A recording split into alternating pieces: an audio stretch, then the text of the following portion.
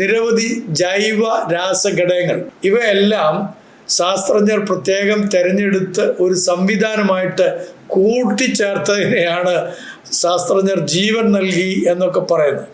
എന്നാൽ ഇതുകൊണ്ട് അത് പൂർണ്ണമായും സ്വതന്ത്രമായി ജീവിക്കാൻ കഴിയുന്ന ഒരു ജീവിയാണെന്ന് അർത്ഥമില്ല. സ്വയം ഭക്ഷണം കണ്ടെത്താൻ അതിന് കഴിയുകയില്ല. ലാബിന് പുറത്തുള്ള സാഹചര്യങ്ങളിൽ നിലനിൽക്കാൻ കഴിയുകയില്ല. കൃത്രിമ കോശം നിർമ്മിച്ചത് ശരിയാണെന്നാൽ ജീവൻ സൃഷ്ടിച്ചിട്ടില്ല. ICRന്റെ അഭിപ്രായത്തിൽ ഈ പരീക്ഷണം ജീവന്റെ ചില പ്രവർത്തനങ്ങൾ അനുകരിക്കുന്ന ഒരു കൃത്രിമ കോശ സമാന സംവിധാനം നിർമ്മിച്ചതാണ് തെളിയിക്കുന്നത്.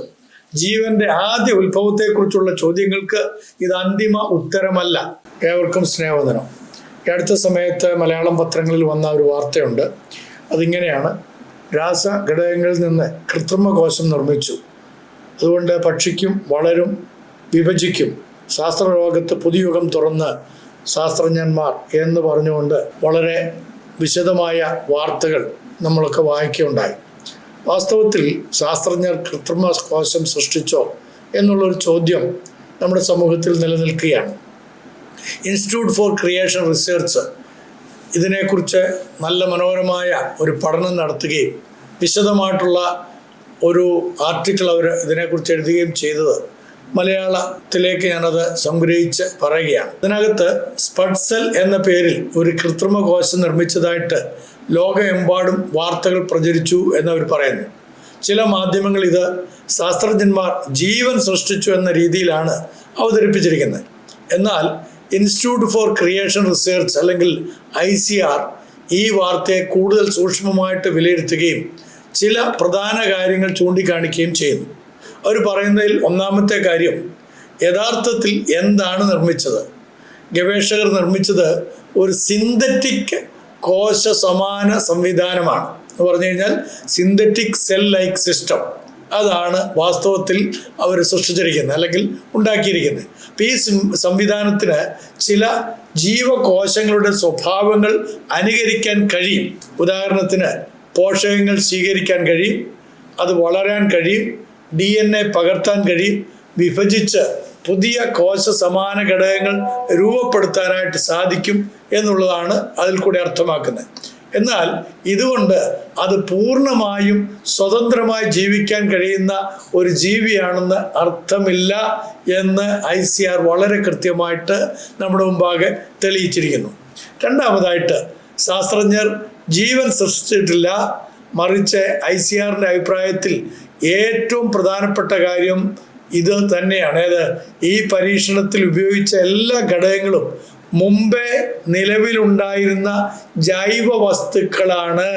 ഉദാഹരണമായിട്ട് DNA, RNA, lipids, proteins, enzymes മുതലായ നിരവധി ജൈവ രാസഘടകങ്ങൾ ഇവയെല്ലാം ശാസ്ത്രജ്ഞർ പ്രത്യേകം തെരഞ്ഞെടുത്ത് ഒരു സംവിധാനമായിട്ട് കൂട്ടിച്ചേർത്തതിനെയാണ് ശാസ്ത്രജ്ഞർ ജീവൻ നൽകി എന്നൊക്കെ പറയുന്നത്. അതുകൊണ്ട് രാസവസ്തുക്കളിൽ നിന്ന് ജീവൻ സ്വയം രൂപപ്പെട്ടു എന്ന് ഈ പരീക്ഷണം തെളിയിക്കുന്നില്ല. മൂന്നാമതായിട്ട്, ബുദ്ധിപരമായ രൂപകൽപ്പന അനിവാര്യമായിരുന്നു. ICR അത് വളരെ കൃത്യമായിട്ട് ചൂണ്ടിക്കാണിക്കുകയാണ്. സ്പഡ്സെൽ സ്വയം രൂപപ്പെട്ടതല്ല എന്നതാണ് അവരതിന് പറയുന്നതായ കാര്യം. ഇത് നിർമ്മിക്കാൻ വർഷങ്ങളായ ഗവേഷണം ആവശ്യമായിട്ട് വന്നിട്ടുണ്ട്. അനേക ശാസ്ത്രജ്ഞർ ഒരുമിച്ച് ഇതിനു വേണ്ടി പ്രവർത്തിച്ചു. ഓരോ ഘടകവും കൃത്യമായ അളവിൽ ചേർത്തു. പ്രത്യേക ലാബ് സാഹചര്യങ്ങൾ ഇതിനുവേണ്ടി അവർ ഒരുക്കുകയുണ്ടായി. അതുകൊണ്ട് ഈ പരീക്ഷണം പ്രകൃതിയിൽ യാദൃച്ഛികമായി ജീവൻ രൂപപ്പെടും എന്നതിന് ഒരു തെളിവുമില്ല. ഇതൊക്കെ ആർട്ടിഫിഷ്യലായിട്ട് അനേക വർഷങ്ങളുടെ ഉദ്യമം കൊണ്ട് അനേക ശാസ്ത്രജ്ഞന്മാർ ഒരുമിച്ച് പ്രത്യേകമായ ഒരു ലാബ് മുഖാന്തരം രൂപപ്പെടുത്തിയാണ്. മറിച്ച് ഇത്തരമൊരു സംവിധാനം രൂപപ്പെടുത്താൻ ഉയർന്ന തരത്തിലുള്ള ബുദ്ധിയും ആസൂത്രണവും ആവശ്യമായിരുന്നു എന്നാണ് ICR വളരെ കൃത്യമായിട്ട് രേഖപ്പെടുത്തിയിരിക്കുന്നത്. നാലാമതായിട്ട്, സ്പഡ്സെൽ ഇപ്പോഴും പൂർണ്ണമായ ജീവകോശമല്ല, മറിച്ച് സ്പഡ്സെലിന് നിരവധി പരിമിതികളുണ്ട്. സ്വയം ഭക്ഷണം കണ്ടെത്താൻ അതിന് കഴിയുകയില്ല. ലാബിന് പുറത്തുള്ള സാഹചര്യങ്ങളിൽ നിലനിൽക്കാൻ കഴിയുകയില്ല.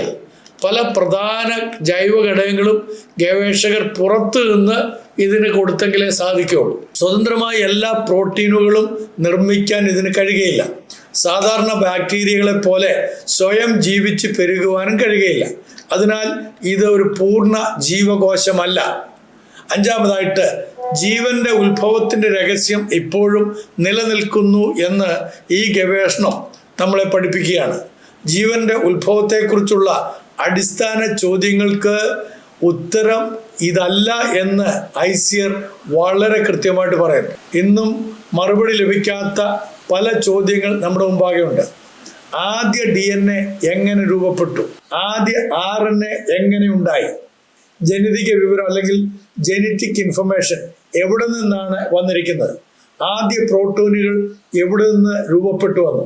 ആദ്യ കോശഭിത്തി എങ്ങനെ ഉണ്ടായി?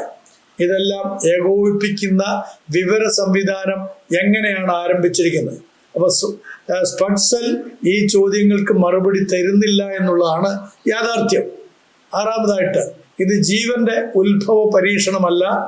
ICR പറയുന്നത് ഈ ഗവേഷണം സിന്തറ്റിക് ബയോളജി എന്ന ശാസ്ത്രശാഖയിലെ ഒരു സാങ്കേതിക നേട്ടം മാത്രമാണ്. അതായത് നിലവിലുള്ള ജൈവ ഘടകങ്ങൾ, ബയോളജിക്കൽ ഫാക്ടേഴ്സ് ഉപയോഗിച്ച് ജീവകോശങ്ങളെ അനുകരിക്കുന്ന സംവിധാനങ്ങൾ നിർമ്മിക്കുന്ന ഒരു ശാസ്ത്രശാഖയാണത്. ഇത് ജീവൻ ഭൂമിയിൽ ആദ്യമായി എങ്ങനെ രൂപപ്പെട്ടു എന്ന ചോദ്യത്തിന് ഉത്തരമാകുന്നില്ല. ഏഴാമതായിട്ട്, മാധ്യമങ്ങൾ നൽകിയ ചില തലക്കെട്ടുകൾ തെറ്റിദ്ധാരണ സൃഷ്ടിക്കുന്നു എന്ന് വളരെ കൃത്യമായിട്ട് നമുക്കറിയാം. നമ്മുടെ മനോരമ പത്രത്തിൽ നിന്നാണ് ആദ്യത്തിൽ ഞാനിത് വായിച്ചത്. സയന്റിസ്റ്റ് ക്രിയേറ്റഡ് ലൈഫ് അല്ലെങ്കിൽ ശാസ്ത്രജ്ഞർ ജീവൻ സൃഷ്ടിച്ചു എന്ന തലക്കെട്ടുകളാണ് വേറെ പല പത്രങ്ങളിലും വന്നത്. ICR പറയുന്നത് ഗവേഷകർ തന്നെയും അത്തരമൊരു അവകാശവാദം ഉന്നയിച്ചിട്ടില്ല എന്നുള്ളതാണ്.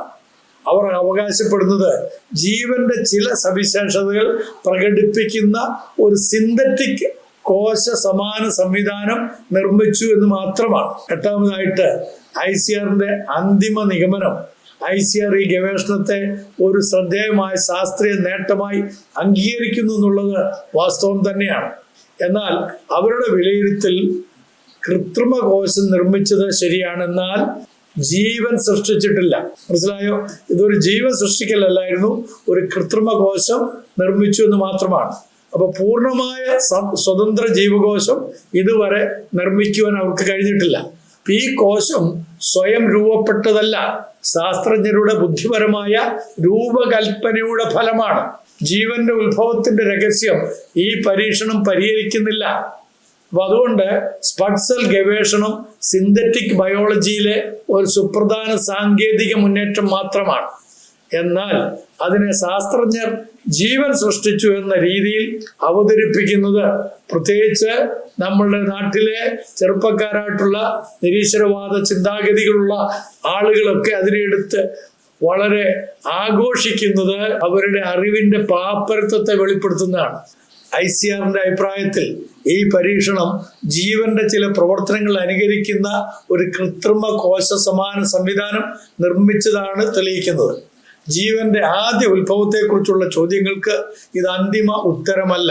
ഇതിനെക്കുറിച്ച് കേട്ടിട്ടുള്ള ആളുകളൊക്കെ ധരിച്ചത് അങ്ങനെ ഒരു ജീവൻ ഉണ്ടായെങ്കിൽ ദൈവത്തിന് നമുക്ക് വിളിക്കേണ്ട ആവശ്യമില്ലല്ലോ, ദൈവവുമായിട്ട് നമുക്ക് ബന്ധമില്ലല്ലോ എന്ന്.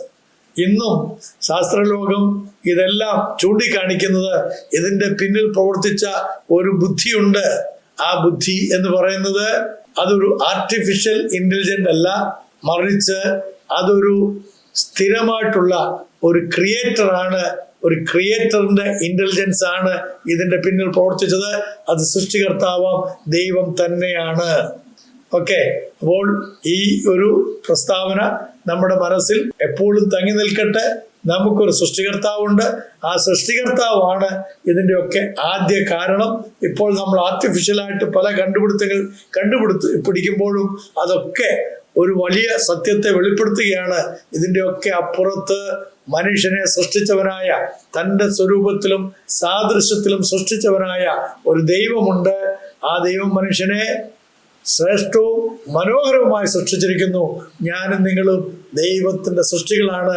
ആ ദൈവവുമായിട്ടൊരു ബന്ധം നമുക്കുണ്ടാകണം എന്നുള്ളതാണ് ഇതൊക്കെ നമ്മളെ പഠിപ്പിക്കുന്നത്. നന്ദി, നമസ്കാരം.